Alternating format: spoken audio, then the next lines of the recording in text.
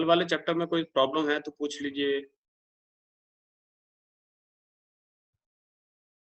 ये कोई प्रॉब्लम नहीं है।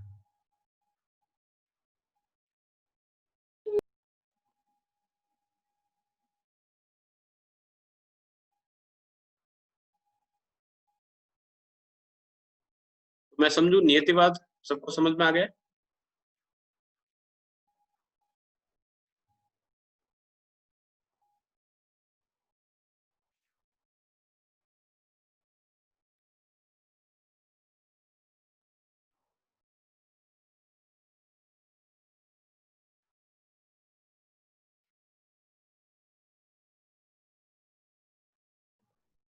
चलिए स्टार्ट करते हैं।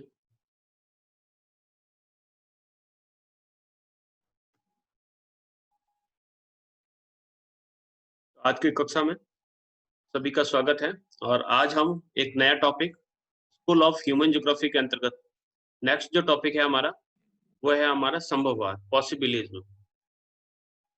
इससे पहले हमने निश्चयवाद को पढ़ा। निश्चयवाद के अंतर्गत हमने ये जाना कि मानव जो है वो किस प्रकार से प्रकृति के अधीन रहता है या प्रकृति के नियमों की पालना करता है। आज हम पढ़ेंगे कि जैसे जैसे मानव ने अपनी तर्क शक्ति और बुद्धि का विकास किया तो उसके बाद क्या परिवर्तन आए, क्या चेंजेस आए उसके जीवन में, कि उसने जिस प्रकृति पर वो आश्रित रहता था उसी प्रकृति का उसने उपभोग करना प्रारंभ किया। उसने अपनी तकनीकी ज्ञान और बौद्धिक क्षमता के बल पर आविष्कार किए और अपने जीवन को काफी उन्नत बनाने की कोशिश की। तो यहीं से एक विचारधारा निकल के आती है कि प्रकृति का दास मानव नहीं है। मानव जो है वह प्रकृति में चेंजेस ला सकता है। तो उसी से निकलकर एक नई विचारधारा सामने आती है जिसे हम संभववाद के नाम से जानते हैं, पॉसिबिलिज्म। अब पॉसिबिलिज्म क्या होता है या पॉसिबिलिज्म से रिलेटेड कौन कौन से विद्वान हुए हैं उससे संबंधित हम ये अध्ययन करेंगे। सबसे पहले हम बात करते हैं कि जो पॉसिबिलिज्म है उस पॉसिबिलिज्म की जो शुरुआत हुई है वो किस राष्ट्र से हुई। इससे पहले हमने जो डेटर्मिनिज्म के बारे में बात की थी कि जो डेटर्मिनिज्म है या निश्चयवाद या नियतिवाद, प्रकृतिवाद, वातावरण निश्चयवाद, अलग अलग प्रकार के नाम उसके दिए गए हैं। तो उसकी जो शुरुआत है वो किस राष्ट्र से होती है या किस राष्ट्र के जो विद्वान हुए उन विद्वानों ने इसके बारे में अपनी बात को रखा, तो वो था आपके जर्मनी। जर्मनी में उसकी शुरुआत हुई थी आपके निश्चयवाद की। बात हम पॉसिबिलिज्म की या संभववाद की बात करते हैं कि जो संभववाद है उस संभववादी विचारधारा, पॉसिबिलिज्म की विचारधारा की जो शुरुआत होती है वो होती है फ्रांस से। फ्रांस से होती है और कब होती है? हमने कल पढ़ा था कि जब द्वितीय विश्व युद्ध के बाद परिस्थितियां कुछ बदली, पुनर्जागरण काल हुआ, विभिन्न प्रकार के आविष्कार हुए, तो आविष्कार के बाद की स्थिति इस प्रकार की हुई कि लोगों का प्रकृति पर या प्रकृति के अधीन रहने का जो कार्य बताया जाता था वो धीरे धीरे कम होने लगा। धीरे धीरे लोगों की सोच बढ़ती गई। उसने अपनी आवश्यकताओं की पूर्ति के लिए विभिन्न आविष्कार किए और विभिन्न प्रकार की अपनी आवश्यकताओं को पूरा करने के लिए उसने प्रकृति में कुछ खास बदलाव किए। उस बदलाव को जानकर ये परिभाषा या फिर ये जो विचारधारा है सामने आती है। तो इसकी जो शुरुआत होती है 20वीं सदी के प्रारंभ में इसकी शुरुआत होती है। समर्थकों की अगर बात करें, सबसे पहले इस शब्द का जो प्रयोग है वो है लूसियन फेब्रे। लूसियन फेब्रे नाम का जो व्यक्ति था, इस व्यक्ति ने सर्वप्रथम इस संभववाद शब्द का प्रयोग किया था। संभववाद माइक बंद कर लीजिए आप, किसी का स्टार्ट है। तो संभववाद शब्द का सर्वप्रथम प्रयोग किसने किया था? लूसियन फेब्रे ने किया था। लेकिन अगर बात करते हैं कि संभववाद विचारधारा के जो जनक कौन है, तो वो है विडाल डी, यहाँ पर ला आएगा, विडाल डी ला प्लांस। ये ऐसे व्यक्ति थे जिन्होंने सबसे पहले संभववादी विचारधारा को बहुत आगे लाने का प्रयास किया। शब्द का प्रयोग लूसियन फेब्रे इस विचारधारा को आगे बढ़ाने का जो कार्य किया वो विडाल डी ब्लास के माध्यम से किया गया। उसके बाद ब्रून्स, डिमांजिया, बोमेन, कॉल सॉवर, ये जो व्यक्ति आए, ये धीरे धीरे कह सकते हैं कि इनके जो शिष्य रहे ये अलग अलग प्रकार से इस विचारधारा से जुड़ते गए। अब इस विचारधारा की अगर हम बात करें कि इस विचारधारा के अंतर्गत हमने कहा है कि जिस शब्द का प्रयोग सर्वप्रथम किसने किया था, संभववाद शब्द का सर्वप्रथम तो प्रयोग किया गया था वो लुशियन फेब्रे के माध्यम से किया गया था। इन्होंने अपनी एक किताब लिखी थी, जियोग्राफी इंट्रोडक्शन टू हिस्ट्री 1925। ये किताब उन्होंने लिखी और इस किताब के अंतर्गत इन्होंने इस शब्द का सर्वप्रथम प्रयोग किया कि संभववाद नाम की भी कोई एक विचारधारा होती है। ये कार्यकाल है इनका कि इनका जन्म से लेकर इनकी मृत्यु तक का जो कार्यकाल रहा वो 1878 से लगाकर 1956 के बीच इनका कार्यकाल रहा। किताब का नाम है introduction geography introduction to history, जो 1925 में प्रकाशित हुई थी। इस पुस्तक में इन्होंने संभववाद शब्द का या पॉसिबिलिज्म शब्द का सर्वप्रथम प्रयोग किया और इसी किताब में उन्होंने कहा कि कहीं भी अनिवार्यताएं नहीं होती हैं। अनिवार्यताएं का अर्थ होता है कि आपको ये मस्ट, आपको ये कार्य करना ही है, ऐसा कहीं पर भी संभव नहीं है, लेकिन सर्वत्र संभावनाएं हैं, यानी ऑप्शंस जो रहते हैं वो हमारे सामने हमेशा से ही खुले रहते हैं।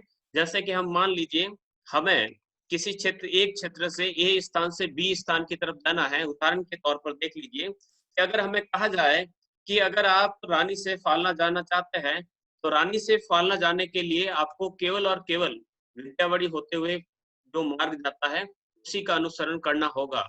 ये अनिवार्य है, लेकिन संभावना की बात करता है कि मान लीजिए वहां पर किसी प्रकार का कंस्ट्रक्शन कार्य चल रहा है या किसी अन्य कारण से वो मार्ग रुक जाए तो व्यक्ति किसी दूसरे मार्ग से भी यहाँ पर पहुंच सकता है। ठीक इस प्रकार से हम समझ सकते हैं कि मान लीजिए ये कोई ए स्थान है और ए स्थान से आपको बी स्थान पर पहुंचना है, तो जो निश्चयवाद जो परंपरा है वो क्या कहते हैं कि ए से बी जाने का यही मार्ग है। इस मार्ग के अलावा आप किसी दूसरे मार्ग का प्रयोग नहीं कर सकते। लेकिन अगर यहाँ पर अगर कोई डिवाइडेशन है या फिर मान लीजिए यहाँ पर किसी प्रकार की कोई समस्या आ जाती है, तो इस समस्या का समाधान ढूंढने के लिए यानी ए से बी की तरफ जाना है, तो बीच में ये बैरियर है। मान लीजिए पर्सन है, ये आपका गोल है और बीच में किसी प्रकार का कोई बैरियर है, तो इस बैरियर को जब तक हटाया नहीं जाएगा तब तक आप ए से बी तक नहीं पहुंच पाओगे। तो ये जो बात कही जा रही है निश्चयवाद की कही जा रही है। संभववाद क्या कहता है कि ए से बी तक पहुंचना है तो कोई जरूरी नहीं है कि पहले से बना हुआ जो मार्ग है उसी का अनुसरण करें। हम इसके लिए इस बैरियर को छोड़कर कोई एक नए मार्ग से बी तक या अपने गोल तक पहुंच सकते हैं, यानी शॉर्टकट होता है, तो उसके माध्यम से भी हम बी तक पहुंच सकते हैं। तो यही बात वो कहते हैं कि जो अनिवार्यताएं हैं वो कहीं पर भी नहीं, सर्वत्र संभावनाएं हैं और मानव इन संभावनाओं का उपयोग करने का स्वामी है। तो ये जो संभावना है कि ए से बी तक जाना है तो जरूरी नहीं है कि इसी रोड का हम प्रयोग करें, हम घूम के दूसरी रोड से भी उसको उस स्थान तक पहुंच सकते हैं, यानी उसके पास पॉसिबिलिटीज है, उसके पास संभावनाएं हैं। तो जहां पर पॉसिबिलिटीज जो होती है वो संभावनावादी कहलाती है, यानी चेंजेस लाए जा सकते हैं, हम किसी कार्य में बंद कर बैठे नहीं रह सकते। बढ़ते हैं आगे।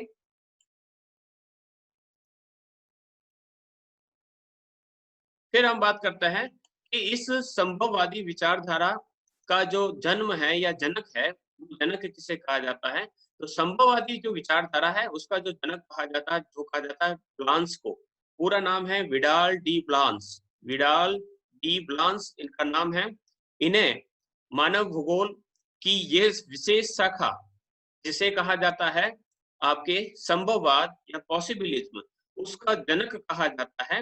लेकिन बात अगर केवल शब्द की बात करें कि संभववाद शब्द का प्रयोग किसने किया, तो वो लुशियन फैब्रे ने किया। कौन सी किताब में किया? जियोग्राफी इंट्रोडक्शन टू हिस्ट्री, ये पुस्तक का नाम है। इस पुस्तक के अंदर इन्होंने इस शब्द का प्रयोग किया। फिर हम बात करते हैं इसके जनक जो है विडाल डी ब्लांस। विडाल डी ब्लांस ने एक किताब लिखी जिसका नाम है मानव भूगोल के सिद्धांत। 1923 में ये किताब लिखी, प्रिंसिपल ऑफ ह्यूमन ज्योग्राफी। और इस किताब में उन्होंने लिखा है कि जो प्रकृति है वो मात्र परामर्शदात्री है। Nature is never more than an adviser, यानी प्रकृति केवल और केवल एडवाइस देती है कि हमें किस ओर बढ़ना है, लेकिन जो कर्म करने का जो कार्य है वो करना है वो मनुष्य के हाथ में है। मनुष्य स्वतंत्र है, उसके परामर्श को मानना या ना मानना कोई जरूरी नहीं है कि वो माने। जिस प्रकार से कह सकता है कि मैं अगर आपको कहता हूँ कि 10 बजे ऑनलाइन आना है तो आना है, लेकिन मैं आपको बाध्य नहीं कर सकता कि आप 10 बजते ही आप ऑनलाइन आ जाए। आप अपनी मर्जी के हिसाब से कभी भी और कभी भी कह सकते हैं कि क्लास को छोड़ सकते हैं या फिर नहीं आ सकते हैं। तो ये जो चीजें कही जाती है वो कही बताती है कि हम स्वतंत्र हैं। तो प्रकृति का दबाव या प्रकृति का प्रभाव मानव पर पूरी तरीके से नहीं है, वह स्वतंत्र है, वो केवल और केवल परामर्शदात्री के रूप में अपनी पहचान रखती है। मानव स्वतंत्र है। फिर इन्होंने एक और किताब लिखी जिसका नाम है ज्योग्राफी यूनिवर्सले और एनाल्स डी ज्योग्राफी। ये एक जर्नल है, इस जर्नल का भी जो जनक है वो विडाल डी ब्लांस है। तो ये इनका शिष्य है। आगे बढ़ते हैं हम ब्रून्स के बारे में। तो विडाल डी ब्लांस के बाद उनके जो शिष्य आए वो थे जॉन ब्रून्स, जो ब्लांस के शिष्य थे। इन्होंने भी एक पुस्तक लिखी है जिसे ह्यूमन ज्योग्राफी कहा जाता है। ये 1910 में ही प्रकाशित हो चुकी थी, जिसमें ब्रून्स कहते हैं कि प्रकृति यानी जो नेचर है वो आदेश नहीं अनुमति प्रदान करती है। यानी प्रकृति है वो किसी प्रकार से आपको बाध्य नहीं करती है कि इस प्रकार का कार्य या इसी वे में आपको चलना है। वो केवल आपको अनुमति प्रदान करती है, लेकिन उसको उपयोग करना मनुष्य के ऊपर स्वतंत्र रूप से निर्भर करता है। इन्हीं ब्रून्स ने पार्थिव एकता और क्रियाशीलता के सिद्धांत पर बल दिया। पार्थिव एकता या टेरेस्ट्रियल यूनिटी, टेरेस्ट्रियल यूनिटी कहती है कि पृथ्वी पर पाए जाने वाले विभिन्न जो तत्व हैं वो एक दूसरे से इंटरकनेक्टेड है, कोरिलेटेड है। बिना एक तत्व के किसी दूसरे तत्व का विकास संभव नहीं है। तो ये टेरेस्ट्रियल यूनिटी कहलाती है। इसी प्रकार से क्रियाशीलता का जो सिद्धांत है, principle of activity, principle of activity कहा जाता है कि इस पृथ्वी पर पाए जाने वाले जितने भी जो पदार्थ है वो एक्टिव है, उसमें चेंजेस आ रहे हैं। तो कुछ ना कुछ चेंजेस हर साल, हर क्षण, हर पल आते रहते हैं। तो ये जो कार्य बताया जाता है वो बताया जाता है या इस विचारधारा का जो समर्थन करते हैं वो ब्रून्स महोदय करते हैं। इसके बाद ईशा बोमेन का भी नाम आता है। ईशा बोमेन की किताब द पायनियर फ्रिंग, ये कई बार पूछी जाती है, इसलिए मैंने यहाँ पर नोट्स में इसको शामिल किया है। जो कहता है या ईशा बोमेन की ये किताब का नाम कई बार पूछा भी जा सकता है। स्क्रीनशॉट लेना चाहे तो स्क्रीनशॉट ले लीजिए ताकि हम थोड़ा सा नीचे करें इसे। यहाँ से मिटा देता हूँ, उसके बाद आप इसका स्क्रीनशॉट ले लें और स्क्रीनशॉट लेने के बाद हम आगे बढ़ेंगे। यहाँ तक हमने पढ़ा है, थोड़ा सा और नीचे ले लेता हूँ मैं। हाँ, अब ले लीजिए स्क्रीनशॉट।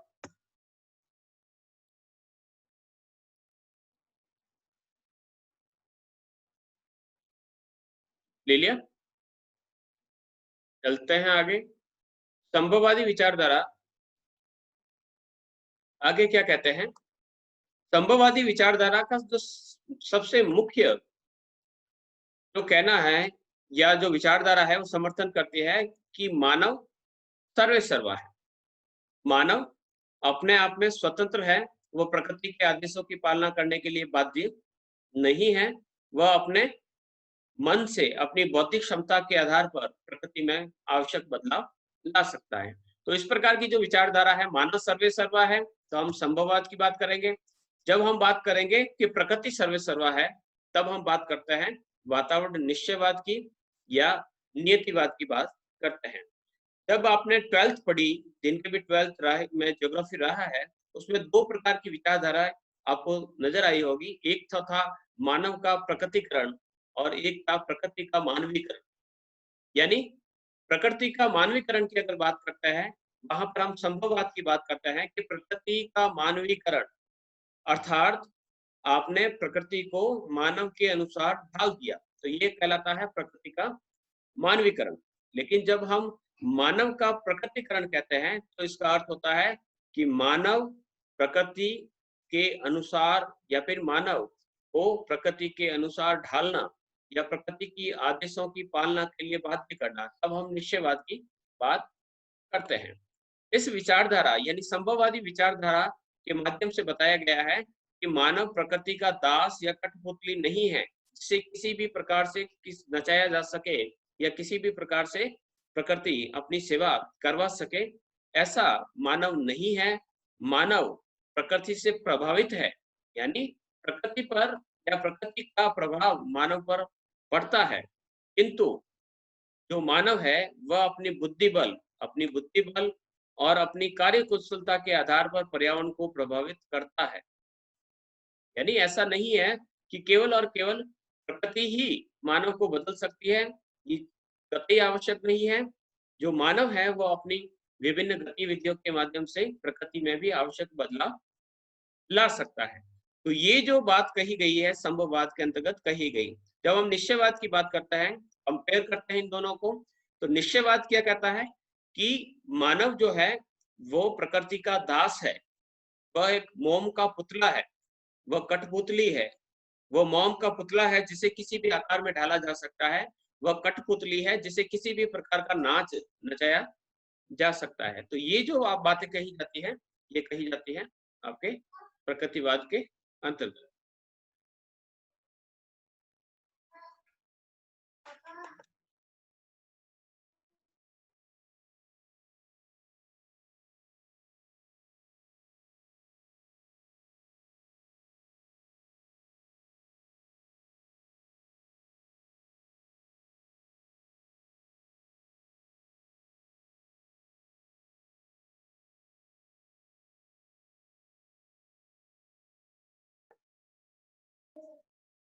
बढ़ते हैं हम आगे कि संभववादी विचारधारा को हम किस प्रकार से स्पष्ट कर सकते हैं। उसी के संबंध में कई ऐसे जो तथ्य है वो दिए गए हैं कि किस प्रकार से हम संभववाद की विचारधारा को मान सकते हैं कि वास्तव में संभव हुआ है। तो हम कह सकते हैं कि प्रकृतिवादी जो विचारधारा कहती है कि बीज जो है, बीज का एक उदाहरण दिया कि विभिन्न प्रकार के उन्नत बीज और पौध का विकास। जैसे कि अगर हम माने कि हमें ज्यादा से ज्यादा प्रोडक्शन लेना है, तो हम क्या करते हैं, हाइब्रिड बीज लेके आते हैं। तो जो हाइब्रिड बीज जैसे जेनेटिकली थोड़ा सा फॉर्मेट किया हुआ होता है, उसमें कुछ जीन्स में परिवर्तन किए जाते हैं, उसके माध्यम से हम उसमें अधिक से अधिक बदलाव ला सकते हैं। अधिक से अधिक बदलाव लाने का अर्थ ये है कि हम उसमें परिवर्तन लाके कम से कम समय में अधिक से अधिक उत्पादन प्राप्त कर सकते हैं। तो ये जो चेंजेज हैं, ये हमने प्रकृति के अंतर्गत किया है। तो यहाँ पर हम कह सकते हैं कि जो प्रकृति है, उस प्रकृति की बातों में या प्रकृति के जो नियंत्रण है, उस नियंत्रण में हम अपना हाथ या कह सकते हैं कि मनुष्य अपना जो दिमाग है, अपनी बौद्धिक क्षमताएं हैं, तकनीकी ज्ञान के माध्यम से उसके बीज की प्रोडक्टिविटी को चेंज कर रहा है। वह पौधों के विकास को विभिन्न कीटनाशकों के प्रयोग के माध्यम से कम समय में उसकी ग्रोथ को बढ़ा रहा है। तो वहां पर मनुष्य कंट्रोल कर रहा है प्रकृति को। वही प्रकृतिवादी विचारधारा क्या कहती है, प्रकृतिवादी विचारधारा कहती है कि ये जितने भी जो पौधे हैं या विभिन्न प्रकार के बीज है, वो अपने आप नेचुरली जैसे प्राप्त होते हैं वैसे ही प्राप्त होने चाहिए। उसमें किसी प्रकार के परिवर्तन हम नहीं कर सकते। तो नहीं कर सकते परिवर्तन प्रकृति में, तो हम निश्चयवाद की बात कर रहे हैं। और प्रकृति के अंदर या विभिन्न प्रकार के जो प्राकृतिक तत्व हैं उसमें हम परिवर्तन कर सकते हैं, तो हम संभववाद की बात करते हैं। तो यहाँ पर संभववादी विचारधारा नजर आ रही है कि हम विभिन्न प्रकार के उन्नत बीज का प्रयोग करके अपने पौधों की विकास को बढ़ा रहे हैं। फिर हम दूसरा उदाहरण ले लेते हैं कि यह मानव प्रकृति की जलवायु को भी नियंत्रित कर सकता है, तो हम विभिन्न प्रकार के प्रशीतक का जो अर्थ है वो है रेफ्रिजरेटर। रेफ्रिजरेटर्स जो होते हैं, उस रेफ्रिजरेटर्स की अगर हम बात करें तो रेफ्रिजरेटर्स जितने भी है उनका प्रयोग हम किस प्रकार से करते हैं कि हम अपने जो रूम का क्लाइमेट है, चाहे हम कह सकते हैं कि किसी प्रकार के हमारे सब्जियों के जो भंडार है उसको हम आगे बढ़ा सकते हैं। प्रशीतक यानी रेफ्रिजरेटर। रेफ्रिजरेटर यानी रेफ्रिजरेटर के अंतर्गत आपके वातानुकूलन का जो यंत्र है जिसे हम एयर कंडीशनर्स कहते हैं, तो एयर कंडीशनर्स की सहायता से भी हम अपनी जो जलवायु है उस जलवायु में विभिन्न प्रकार के चेंजेस ला सकते हैं। चेंजेस हम किस प्रकार से ला रहे हैं? अपनी बौद्धिक क्षमता के आधार पर। लेकिन अगर प्रकृति की बात करें कि प्रकृति के अनुसार ही रहते हैं, तो अभी अगर हमें गर्मी लगती है तो हम गर्मी में ही पड़े रहते हैं। हम किसी प्रकार से एयर कंडीशनर का प्रयोग नहीं करते या किसी प्रकार से कूलर या फैन का प्रयोग नहीं करते। उसी प्रकार से हम छातों का प्रयोग नहीं करते, हम मकान की छत नहीं बनाते, या कह दीजिए हम मकान ही नहीं बनाते। हम मकान क्यों बनाते हैं? हम अपने आप को क्लाइमेट से सुरक्षा दिलाने के लिए, हम जलवायु को नियंत्रित करने के लिए मकानों का निर्माण करते हैं। तो ये जो मकान बनाने की जो संस्कृति जो शुरू हुई, वो मनुष्य की बौद्धिक क्षमता प्राप्त होने के पश्चात प्राप्त हुई। तो यहाँ पर हम कह सकते हैं कि संभववादी जो विचारधारा है वो कार्य कर रही है, या मनुष्य प्रकृति में आवश्यक संशोधन कर रहा है। नेक्स्ट बढ़ते हैं हम प्रकृति पर निर्भर रहे, या फिर मान लीजिए कि प्रकृति पर ही हम निर्भर रहते हैं, तो हमारी जो आवश्यकता है, जिसमें हम रोशनी का एक उदाहरण ले सकते हैं। सूर्य की रोशनी हमारे लिए एक प्रकाश का एकमात्र स्रोत, प्राकृतिक रूप से स्रोत था। उसी स्रोत का हम प्रयोग कर रहे होते। हमारे घर में ना तो एयर कंडीशनर्स होते, न ही हम बिजली के विभिन्न प्रकार के उपकरण होते, और न ही किसी प्रकार के कह सकते हैं अन्य रोशनी फैलाने वाले यंत्र होते। ये सब संभव हुआ है विद्युत ऊर्जा से। और जो विद्युत ऊर्जा हमने प्राप्त की है वह हमारी प्रौद्योगिकी और तकनीकी ज्ञान के आधार पर हमने प्राप्त की है। तो इस आधार पर कह सकते हैं कि हम प्रकृति पर निर्भर नहीं है। हम ऊर्जा के लिए केवल और केवल प्रकृति पर निर्भर न होकर हम हमारे भौतिक क्षमता के आधार पर विभिन्न प्रकार के ऊर्जा स्रोतों की खोज कर रहे हैं। सबसे पहले हमने आग जलाना सीखा, पत्थरों को रगड़कर। उसके बाद हमने धीरे धीरे लकड़ियां जलाकर कोयले के माध्यम से रोशनी प्राप्त करना शुरू किया। समय बीतता गया, खनिज तेल के रूप में हमें नए संसाधन मिले। उसके बाद हमने सौर ऊर्जा, विभिन्न प्रकार से कह सकते हैं कि सौर ऊर्जा के बाद पवन ऊर्जा, जल ऊर्जा, फिर आपके हाइड्रो एनर्जीज का मैंने उदाहरण दे दिया, ज्वारीय टाइडल एनर्जी जो होती है, ऑटेक ऊर्जा। ये जो ऊर्जा है ये सभी हमने भौतिक तकनीकी के आधार पर प्राप्त किए, और हमारी आवश्यकताओं की पूर्ति के लिए हम इनका प्रयोग भी कर सकते हैं। तो हमने संभव बनाया है, हम केवल और केवल सूर्य की रोशनी पर निर्भर नहीं है। फिर हम बात करते हैं कि हम जहाँ थे वहीं हम नहीं रहे हैं, हमने विकास किया है। और विकास इतना किया है कि हम परिवहन के साधनों का हमने विकास किया है, और न केवल हम एक स्थान से दूसरे स्थान पर रेल मार्ग, सड़क मार्ग या वायु मार्ग के माध्यम से पहुंच रहे हैं, बल्कि हमने अपने कदम चांद और मंगल ग्रह तक भी पहुंचा दिए। तो ये संभव हुआ है। अगर हम प्रकृति पर ही निर्भर रहते हैं तो आप कूप मंडूक की भांति केवल और केवल यहीं पर प्रकृति की कृपा प्राप्त करते रहते हैं, और किसी प्रकार से आगे बढ़ने की कोशिश नहीं कर सकते करते थे। तो ये जो संभव हुआ है, ये सभी जो संभव हुआ है उसकी भौतिक क्षमताओं के आधार पर। यानी हर बात में आप देखेंगे कि मनुष्य ने अपने तकनीकी ज्ञान और कौशल के माध्यम से अपने आप को इस वजूद पर पहुंचाया है, को इस प्रकार के जो कार्य हैं वो आसानी से संभव कर पाए।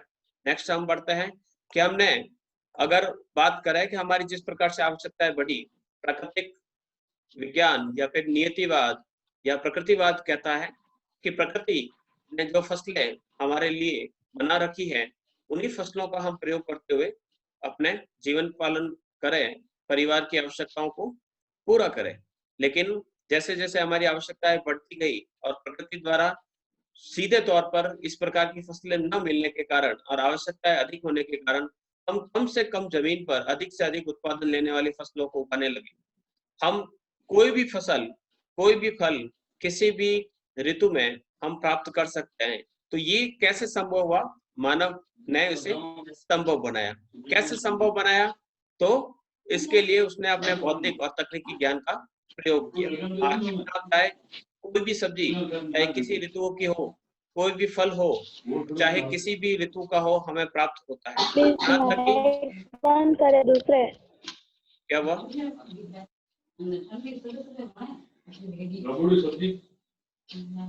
आप मैसेज कर लीजिए, जिसको भी प्रॉब्लम है आप मैसेज कर लीजिएगा। अपना माइक म्यूट कर रहे हैं। बढ़ते हैं हम आगे। तो अधिक उत्पादन वाली जो फसलें हैं वो उगाकर हमने इस कार्य को सफल बनाया है, यह संभव बनाया है कि हम हर मौसम में हर प्रकार की फसल को प्राप्त कर सकते हैं। इसी प्रकार से हमने कृषि यंत्रों का विकास किया और कृषि यंत्रों का विकास करने के साथ साथ हम कृषि की विभिन्न प्रकार की जो फसलें हैं उस फसलों को आसानी से प्राप्त कर रहे हैं। हम कम से कम भूमि पर नियंत्रण कर वहां पर बहु फसलें यानी बहुत ज्यादा मात्रा में तरह तरह की फसलों को प्राप्त कर रहे हैं। एक साथ हम 4 से 5 तरह की फसलें उगा रहे हैं। साल में 3 से 4 फसलें ले रहे हैं। ये संभव हुआ विभिन्न प्रकार के यंत्रों के माध्यम से। फिर बात करते हैं हम जैसे जैसे हमारा विकास हुआ है, तो प्राचीन समय में हम देखें तो प्राचीन समय में केवल और केवल जो नगर बसाए जाते थे वो केवल और केवल नदी के किनारे ही बसाए जाते हैं।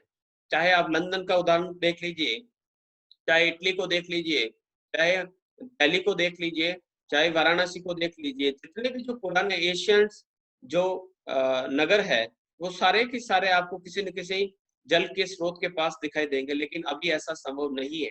आज कहीं पर भी जो पानी की आवश्यकता है उस पानी की आवश्यकताओं को हम प्राप्त कर सकते हैं। हम किसी भी क्षेत्र में कहीं पर भी पानी को संभव बना सकते हैं। यहाँ तक तो आज कल ही आपने थोड़ा दिन पहले एक आर्टिकल पढ़ा होगा जिसमें हवा से यानी वायुमंडल के अंदर जो नमी पाई जाती है उस नमी के माध्यम से भी आप पानी को प्राप्त कर रहे हैं। तो ये जो संभव है, तो उस संभववादी विचारधारा की ये अर्थ है कि हम विभिन्न प्रकार की जो पानी की आवश्यकता है उसको अब हम प्राप्त कर रहे हैं। और हो सकता है कि आने वाले समय में कुछ ऐसी टैबलेट्स का भी हम निर्माण कर ले। ये भूख लगने की टैबलेट है, इसे खा लीजिए तो भूख लगनी बंद हो जाएगी और हमें जितना न्यूट्रिशन चाहिए उतना न्यूट्रिशन हमें आसानी से प्राप्त हो जाएगा। तो ये जो सब चीजें हैं ये कैसे संभव हुई है? इसी विचारधारा के माध्यम से, या जो संभववाद जिसे कहा जाता है, संभववाद के माध्यम से ही इसी प्रकार के ये जितने भी जो कार्य हैं वो संभव हो पाए हैं। रोकूंगा मैं। किसी को कोई यहाँ तक कोई प्रॉब्लम है तो पूछ लीजिए।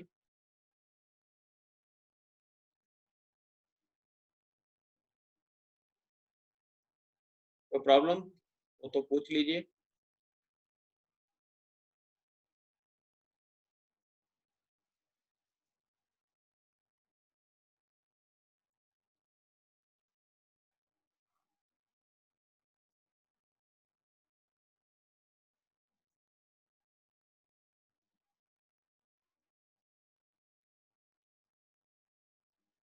कोई नहीं है, चलिए आगे बढ़ते हैं हम। मैसेज कर दीजिएगा अगर किसी को कोई प्रॉब्लम हो, कोई चीज समझ में नहीं आ रही है तो हम उसको वापस रिपीट भी कर लेंगे।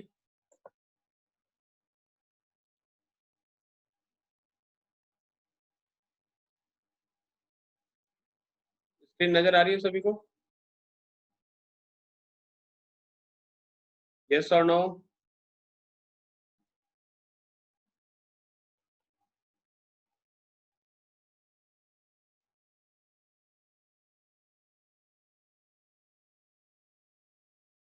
स्क्रीन नजर आ रही है सभी को?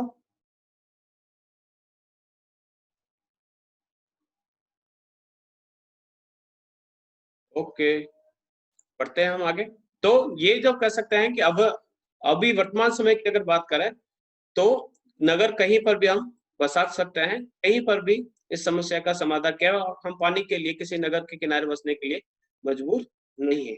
इसी प्रकार से हम सिंचाई के लिए भी पानी के लिए निर्भर नहीं है बारिश पर। बारिश का पानी या किसी बांध का पानी हम नहरों के माध्यम से किसी भी क्षेत्रों में पहुंचा सकते हैं। राजस्थान का एक बहुत बड़ा क्षेत्र जहां पर बारिश बिल्कुल भी नहीं होती है, उन क्षेत्रों में भी हमने इंदिरा गांधी नहर के माध्यम से पानी पहुंचाया है, और आज कृषि के रूप में वो अलग एक पहचान के रूप में क्षेत्र नजर आता है, बिल्कुल हरा भरा सा क्षेत्र हो चुका है। इस प्रकार से हम कह सकते हैं कि संभववादी कुछ भी कर सकता है या मानव कुछ भी कर सकते हैं। इसी को कल मैंने ये उदाहरण दिया था कि हीगल कहते हैं कि वातावरण निश्चयवाद की बात मेरे सामने मत करो, जहां पर पहले तुर्क रहते थे, यूनानी रहते थे, वहां पर आज तुर्क रहते हैं। तो ये संभव हुआ प्रकृति की बौद्धिक क्षमता या प्रकृति के मानव की विभिन्न आवश्यकताओं या बौद्धिक क्षमता के आधार पर उसने जो चेंजेस लाए, उस चेंजेस के आधार पर ये परिवर्तन आए हैं। फिर हम बात करते हैं कुछ समय बाद, लगभग 5 मिनट के बाद क्लास खत्म हो जाएगी, एक फॉर्म मैं भेज दूंगा चैट बॉक्स में, उसको फिल कर दीजिएगा। फिर हम बात करते हैं इसकी आलोचना की, इस जो संभववादी जो विचारधारा है उसकी हम आलोचना किस प्रकार से कर सकते हैं या क्या कमियां इसके अंतर्गत देखी गई है। प्रियंका से भी आपकी कनेक्टिविटी की प्रॉब्लम आ रही है, नेटवर्क में रहे।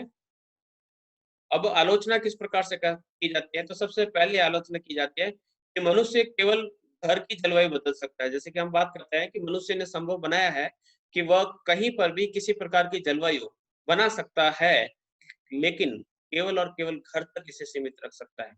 अगर उसे कहा जाए कि सारा मरुस्थल की जो कठोर जलवायु है और जो उष्ण जलवायु है, उस उष्ण जलवायु को बदल कर वहां पर शीत जलवायु बना सके, तो ऐसा संभव नहीं है। तो हर जगह कह सकते हैं कि संभावनाएं नहीं है, कुछ ऐसे क्षेत्र है वहां पर इस प्रकार की प्रॉब्लम का सोल्यूशन किया जा सकता है।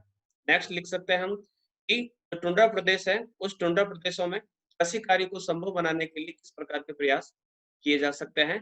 तो ये मानव के बस में नहीं है, वहां पर किसी प्रकार की मिट्टी न पाए जाने के कारण वहां पर कृषि कार्य संभव नहीं है। तो ये जो चेंजेस हैं, ये चेंजेस वहां पर नहीं लाए जा सकते या मनुष्य के हाथ में नहीं है। इसी प्रकार से अगर हम कोरोना की बात करें कि अगर संभव था होता तो मानव प्रकृति जनित इस बीमारी पर रोक लगा सकता।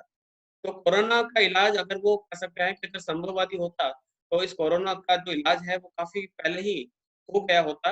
और इसी प्रकार से हम कह सकते हैं कि विभिन्न प्रकार के जो प्राकृतिक प्रकोप है, जैसे कि हम जलवायु में चेंजेस, अतिवृष्टि या अनावृष्टि ले लीजिए, भूस्खलन ले लीजिए, जलवायु के अंतर्गत आने वाले विभिन्न प्रकार के परिवर्तन देख लीजिए, ज्वालामुखी का विस्फोट देख लीजिए, लैंडस्लाइडिंग ले लीजिए, इन सभी पर किसी प्रकार से उसका नियंत्रण नहीं है, ये होते ही रहते हैं। अगर नियंत्रण होता तो इस प्रकार की समस्याएं नहीं आती।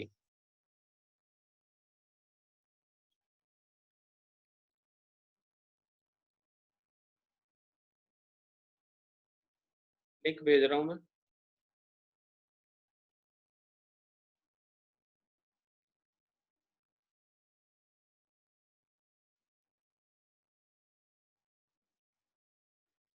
संभववाद का पिक्चर, क्या पिक्चर में समझा नहीं, इसके शॉट तो आप ले लीजिए। आप लेट आए क्लास में, थोड़ा सा जल्दी स्टार्ट किया था मैं, वापस इसको बड़ा है ये, आप ले नहीं पाओगे।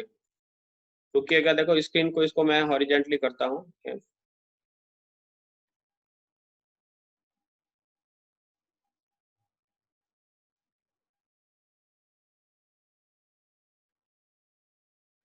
अब देखिए स्क्रीनशॉट आता है क्या, इनको लेना है स्क्रीनशॉट और ये क्लिक आप करके फॉर्म फिल कर दीजिएगा। बाकी हम कल मिलते हैं। कोई डाउट हो तो पूछ लीजिए। देखिए 40 मिनट की ही क्लास होती है हमारी, अभी टॉपिक एक्स्ट्रा चल जाते हैं तो मैं एक्स्ट्रा भी ले लेता हूँ। अभी 40 मिनट्स हो चुके हैं आज के, 1 and 30 मिनट 30 सेकेंड्स के बाद एक हो जाएगी आपकी क्लास खत्म। अभी आ रहे हैं पार्टिसिपेंट्स।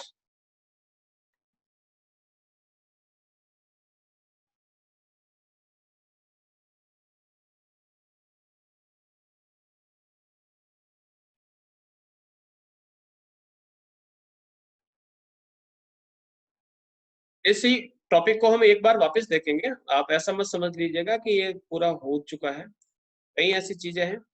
तो अगर अगर किसी की क्वेरीज आई, किसी ने मैसेज किया कि इसको वापस पढ़ाना है या कोई चीज समझ में नहीं आई है, तो मैं इसको वापस रीशेड्यूल करूंगा इसी क्लास को।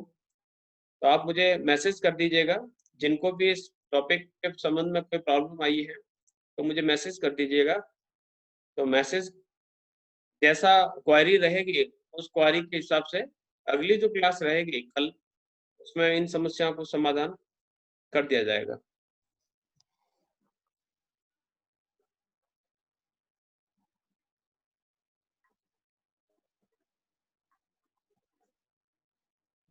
सारे ही हैं यहाँ पर 21, सबके सामने प्रॉब्लम रखे तो और भी बढ़िया है, आप रखते नहीं हो।